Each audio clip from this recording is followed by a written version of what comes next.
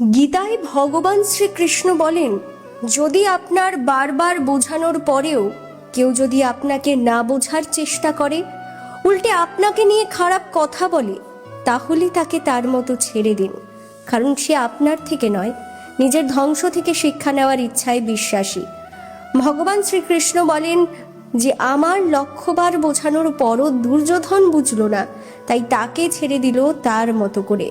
ফলাফল মহাভারতের যুদ্ধ এবং দুর্যোধনের পরাজয়।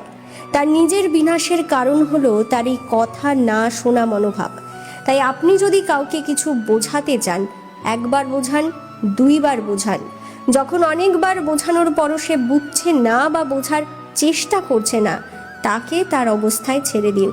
আপনি আপনার কর্তব্য করেছেন, বাকিটা তার ভাগ্যে যা লেখা আছে সেটাই হবে। রাধে রাধে।